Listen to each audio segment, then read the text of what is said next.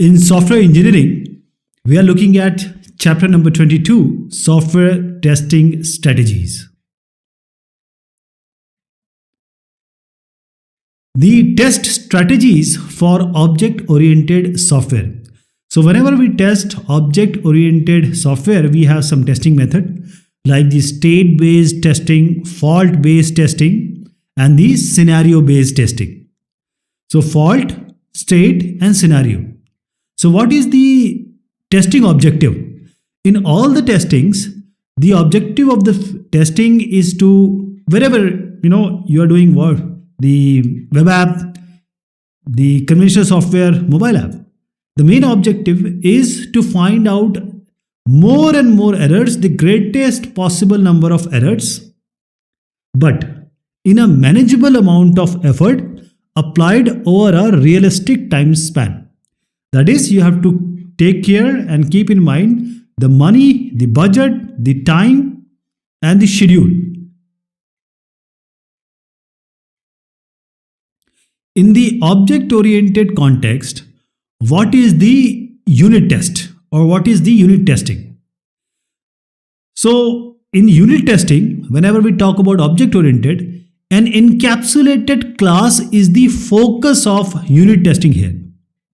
Because in conventional software, we used the component or the module as the one unit.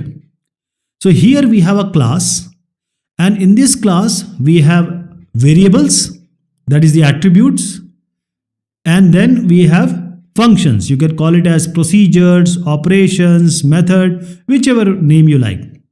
So this is a whole class and encapsulating the functions which are operating on certain data. The data are variables, the data on which this function work. So the encapsulated class, this whole class, is the focus of unit testing. The operation or the functions or the method in class, these are the smallest testable units in object-oriented paradigm. Right? The functions, the operations. Because a class may contain a number of different operations, there will not be only one function, there can be multiple functions. For example, if this class, let us say any name calculator or operations. So what all operation can be there? It can have add, it can have multiply, it can have say division and many others. So a class can contain different variety of functions or operation. And a particular operation, it also may exist as a part of number of different classes, because we know about polymorphism, we know about the function overloading. So we can have this add function or any of these function in another class also. Okay, so we have to test a single operation as a part of a class. For example, if you have a class 2 and you have an add function here also, this add function has to be tested in the context of class 2, and first one add has to be tested in context of operation or the class 1 you can say. So this is the main scenario here. Let me give an example to make it more clear. For example, we have an say operation X, and this is in superclass. Say superclass is just a class. So we have a function X here. Now we have multiple subclasses. So this function X may be inherited by say class C, which is inheriting class A. So this all content of class A will come to class C. Okay. So each subclass uses this operation X, but this operation X or function X or method X, this is applied within the context of private attributes and the operation defined for the subclass. So this function, same function in both of these classes will behave, work differently. So it is necessary for us to test this operation or a function in the context of each of the subclasses. So when we did the conventional software or the traditional, what was that? Unit testing was the module, was the component. But in class testing for this object-oriented software, this is equivalent to the unit testing of the conventional software.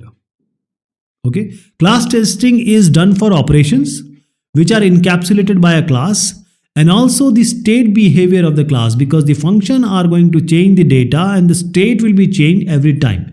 So method will be in unit testing and thread will be in system testing. Under the integration testing in the object-oriented context, because the object-oriented software does not have that hierarchical control structure. Because in conventional way, we used to take the modules or the component and then we combine them and then we do the integration testing.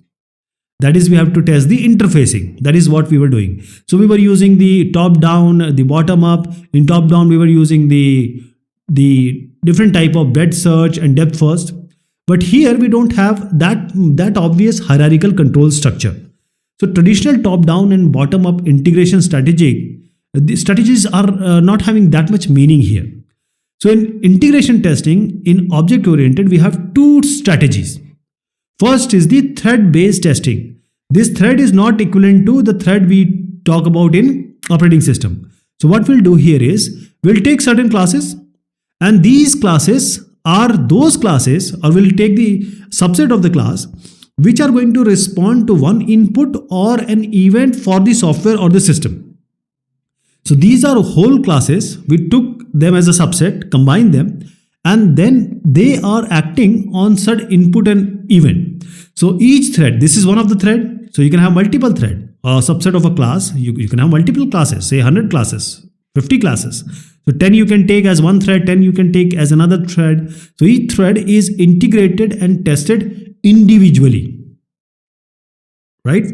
This thread 1, thread 2, this will be tested individually. And then we'll do the regression testing also, because when we combine certain thing, there should not be any side effect, or any change may not have some side effect.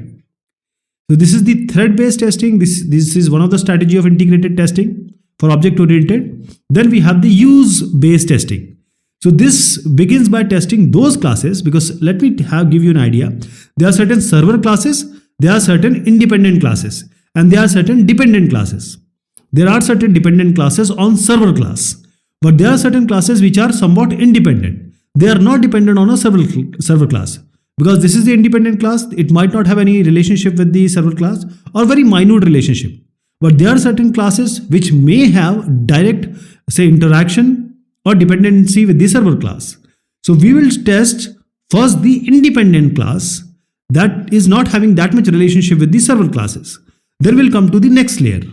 And these are the dependent class, because as I said, these dependent class will be related or will be dependent on the server class. So first we check the independent, then the dependent class. This is the use based testing. So we can use the drivers also and stubs also. Drivers are the main program calling. Stubs are the programs or subprograms which are invoked by what we are testing. So we have a driver class. The driver can be used to test operation at the lowest level and whole group of classes. A driver, for example, can be a user interface. So if you are calling everything from the user interface, for example, in Qt, so you can make a simple user interface, not that proliferated, but just a simple interface. And then you can start or invoke your classes. And when you're calling different classes, these classes may have collaboration. So when you have collaboration between different classes and some of the classes are not being made, for example, C1, C2, C3, and C2 may not, you have not prepared it or not filled it. So you can make a stub of C2. So cluster testing is also one of the steps in the integration testing. So here we use the CRC and the object relationship model. We know how to, say, design or make a design of object oriented. So a cluster of collaborating classes, the idea we got from the information from design CRC and object relationship model. Now this is exercised by designing test cases that uncover the errors of the problem in the collaboration. And this collaboration is coming from where? From the design. So this is how we do the cluster testing also. So we have the thread testing, we have the use case, and one more, cluster testing. When we are working with the web apps or web applications, what happens here is, see, whichever software testing basic principles are there, it will be applied to whether you use the conventional software, object-oriented, mobile apps or web apps. Everywhere the basic principle of the software testing won't change. But something what we need to see here is, in the web app, web app is all about working on, say, internet or intranet on a web browser or some web services. So first we have to see the content model for web app. If there is any error, then the interface model is reviewed just to ensure that all use cases we have covered and accommodated. So this is the interface model, interface testing, because interface is very important here. The design model for the web app, this will be reviewed, because the web app is all about navigation. One page, one HTML page, you're going to another HTML page like this and coming back and going here and there. So design model for navigation error problems, and the user interface, because user interface is all the presentation we have, and all the navigation mechanism will be from the user interface.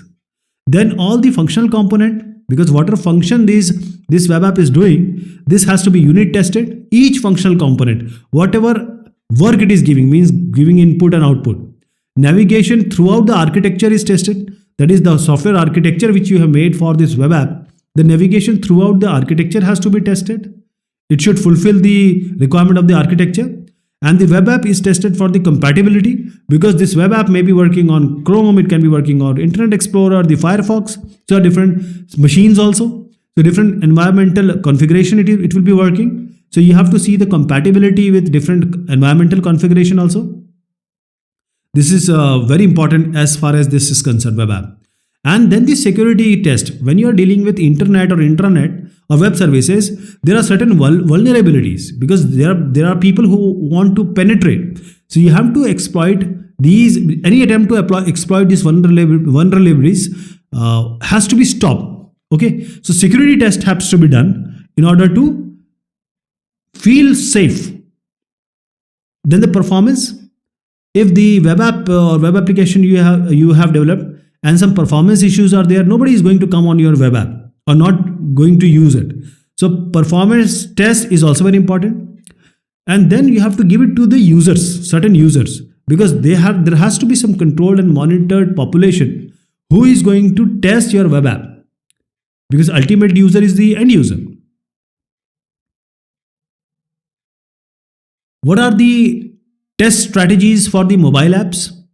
See, all the basic principle which we use in software testing for any kind of software, it can be mobile app, it can be web app, it can be conventional software, it can be object oriented. So testing mobile application adopt the basic principle for all the software testing. But there are specialized things in mobile apps, because you are going to make the app, or you are making an app for a mobile.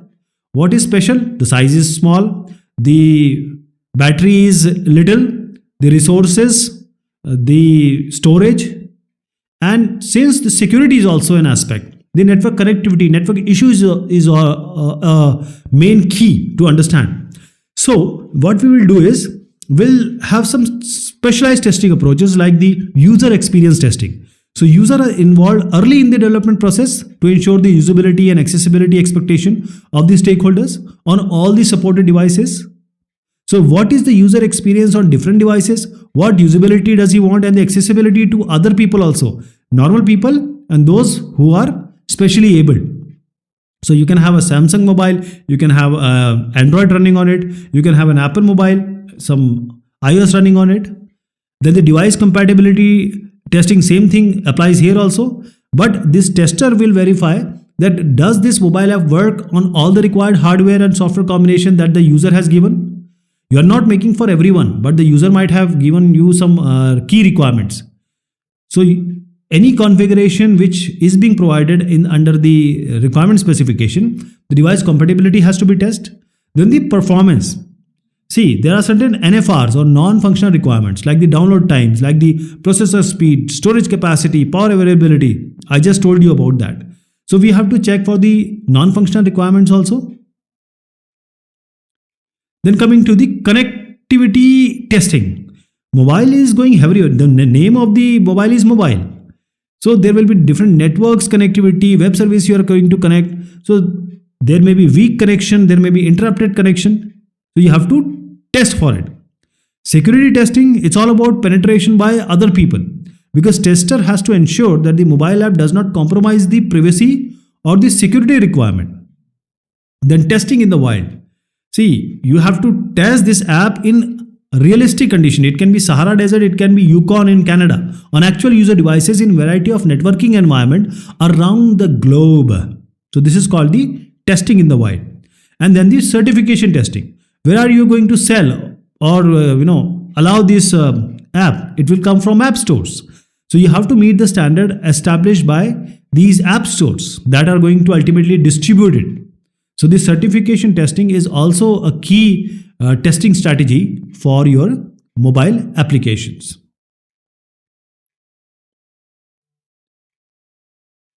Validation testing. Validation is all about, have you made the right product? That is as per the user requirement. So as we already talked about the verification, it is all about making the product right, not the right product. Validation is making the product which is required by the user. So this validation testing, it is started after integration testing has been done. So this validation testing, it focuses on user visible action and user recognizable output from the system, because it is all about user wants what. So validation succeeds, it will only succeed when the user function or user expectation is fulfilling, that the software functions as expected by the customer you are giving. So most of the time we make the SRS, software requirement specification. So it may contain a validation criteria, and this may act as a basis for the validation testing. So there are certain validation test criteria. So software validation is all about conformity with the requirement.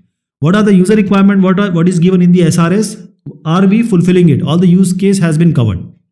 So a test plan will ensure all the functional requirements also, and we'll talk about the NFRs also, non-functional requirement. So all the behavioral characteristics are achieved.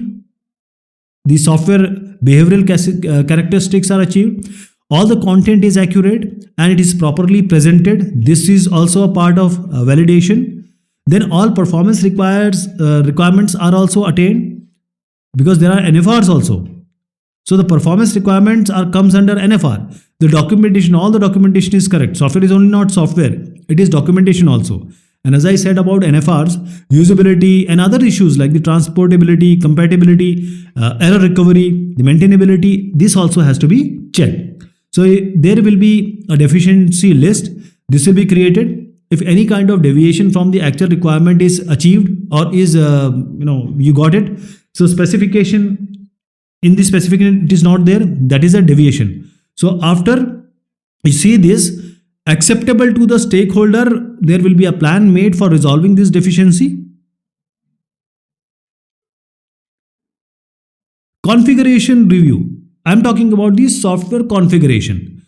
So what are the changes? The changes are being noted, the revision, the different version, everything, So important element of validation process is configuration review also.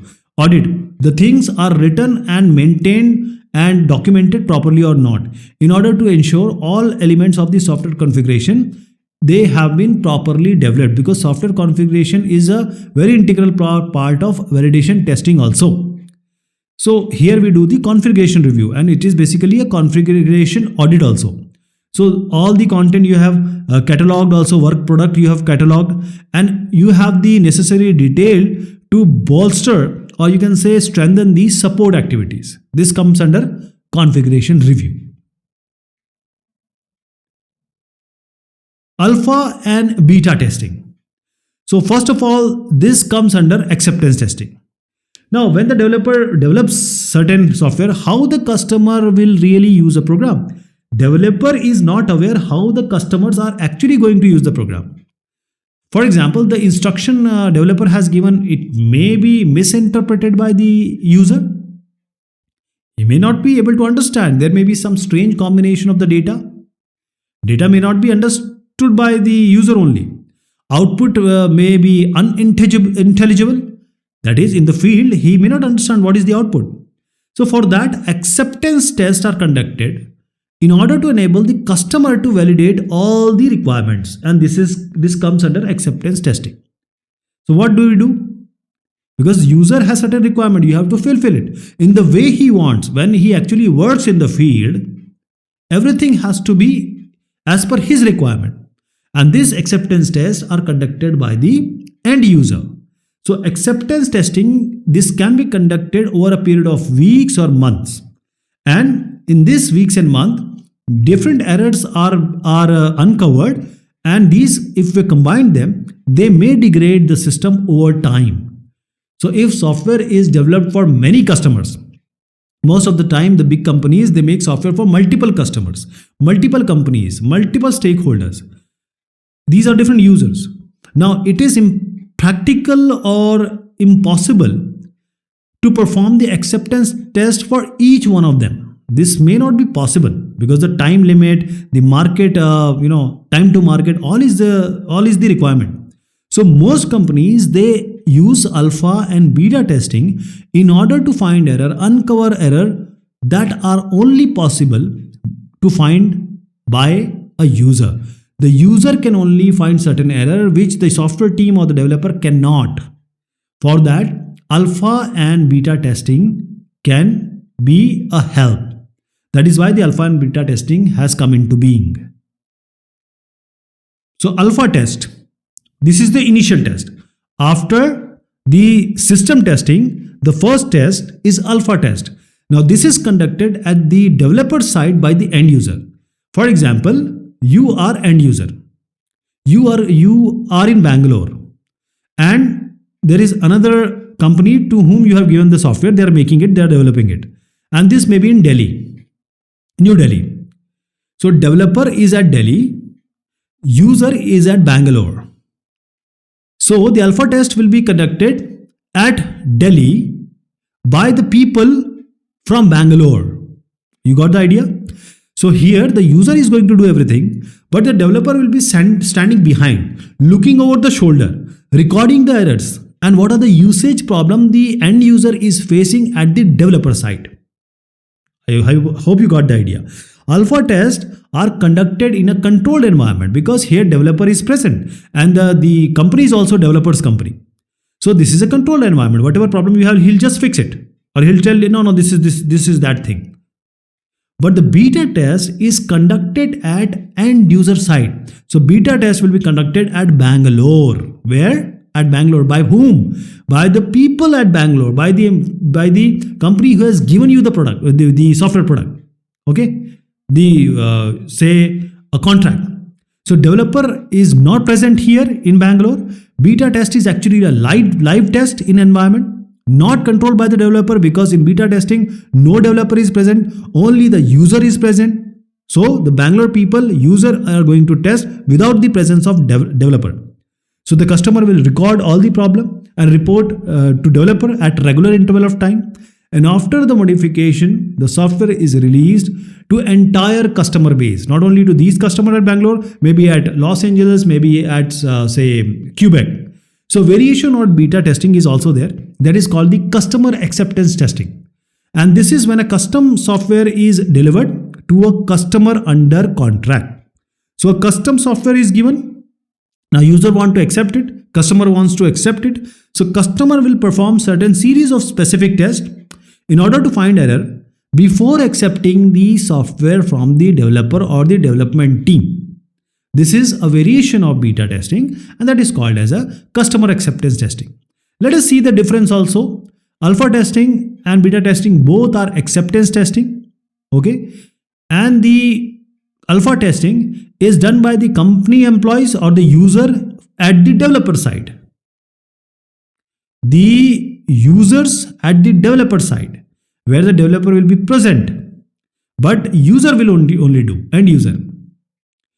And the beta testing is done by the customers on the end users, where at their side, not at the developer side. Developer will not be present. Okay, so this alpha testing will be performed at a lab or a testing environment. The developer will be there. Beta testing in a real environment where it is going to actually use. Alpha testing, black box and white box testing will be used, and beta testing, totally black box testing. Alpha testing will commence after system testing. Beta testing will only commence after the alpha testing has been already done. So test run can be many in alpha testing. It can be one or two, multiple also beta testing. There can be reliability and security, functionality and usability. It depends on the software also. But the developers are always engaged in alpha testing because the user is testing with the developer. Beta testing, there will be no developer, only and only the end user or the customers. Okay, because the customer is checking in beta testing.